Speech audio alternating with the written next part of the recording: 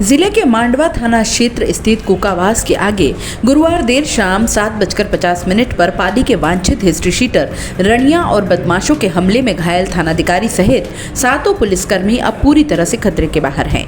ADG Biju Joseph और IG Ajaypal Lamba ने शुक्रवार को एमबी अस्पताल जाकर पुलिसकर्मियों से कुशलक्षेम पूछकर घटना की जानकारी ली। पड़ताल में पता चला कि मांडवा थानाधिकारी अपने साथ 7 जवानों को लेकर शाम 6:30 बजे थाने से सरकारी गाड़ी से रणिया को पकड़ने के लिए निकले और थाने के 12 अन्य जवानों को बोलकर गए कि आप प्राइवेट गाड़ी से आना। थानाधिकारी उत्तम सिंह मय जाप्ते के जैसे ही कुकावास से आगे निकले और 100 मीटर कच्चे मार्ग से आगे बढ़े तो रणिया का बेटा जालम सिंह पकड़ में आ गया, जिसे पुलिस ने तुरंत गाड़ी में पटक लिया। ये देखते ही रणिया और उसके 25 से ज्यादा गुर्गों ने पुलिस पर पत्थर बरसाने शुरू कर दिए। पुलिस संभलती उससे पहले ही लाठी और डंडों से बेरहमी से पिटाई शुरू कर दी। थानाधिकारी के सिर में लठ मारा तो वे बेहोश होकर गिर पड़े। ऐसे में पुलिस ने हवाई फायर किए तो हमलावरों ने एएसआई सूरजमल मीणा से 9mm पिस्टल और एक अन्य जवान के हाथों से लोडेड एसएलआर ही छीन ली और फायर कर दिए, फिर मौके से फरार हो गए।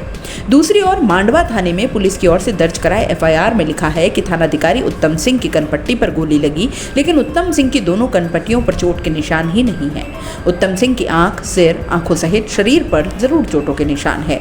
ऐसे में अब पुलिस द्वारा दर्ज कराई गई इस एफआईआर पर ही सवाल उठाए जा रहे हैं। आईजी और एसपी ने भी थानाधिकारी और कांस्टेबल को गोली लगने की बात को सिरे से खारिज कर दिया है। हमले के बाद पुलिस ने पूरी रात जंगल छाना, लेकिन बदमाश हाथ नहीं आए। 20 कमांडो सहित अतिरिक्त जवान सर्च अभियान में शामिल रहे।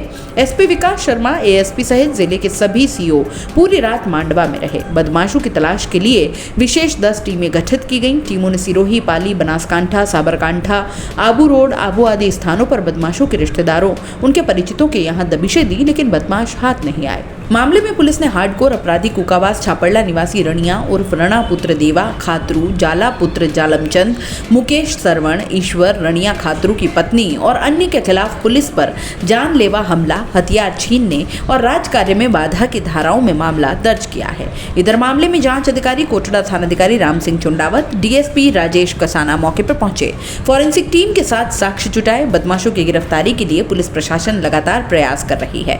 बदमाशों के घरों में भी सन्नाटा छाया हुआ है। यहाँ करीब 10 घर हैं, कुछ घरों में ताले लगे हुए हैं। यहाँ पूरे दिन पुलिस जाब्ता तैनात रहा।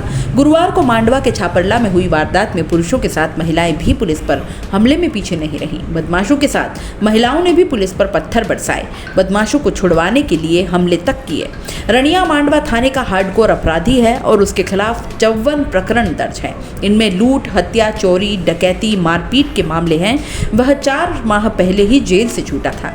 रणिया के अलावा गैंग में इसके 2 पुत्र खातरू और जाला भी शामिल है। यह गैंग सबसे पहले वर्ष 2000 में चर्चा में आया और उस दौरान तत्कालीन थानाधिकारी तगाराम की रणिया और गुलिया ने वर्दी, सर्विस रिवॉल्वर छीन ली थी और मारपीट भी की। उस दौरान पुलिस ने काफी मशक्कत के बाद इन्हें गिरफ्तार किया था और इसके बाद गैंग ने वर्ष 2017 में स्पेशल पुलिस और मांडवा पुलिस पर फायरिंग की थी। हमले में गंभीर घायल मांडवा थानाधिकारी उत्तम सिंह और constable Muralidhar super speciality hospital में भर्ती हैं। वहीं 5 अन्य पुलिस जवान एमबी के सामान्य वार्ड में भर्ती हैं। थानाधिकारी उत्तम सिंह की आंख और सर में अंदरूनी चोटें लगी हैं, हाथों पर भी चोटों के निशान हैं। वे शुक्रवार शाम 4 बजे आंखें बंद करके बेड पर लेटे रहे। वहीं पास वाले बेड पर कांस्टेबल मुरलीधर भी थे। उनके सिर में लाठी के हमले से गहरा घाव आया, 7 टाके लगे थे।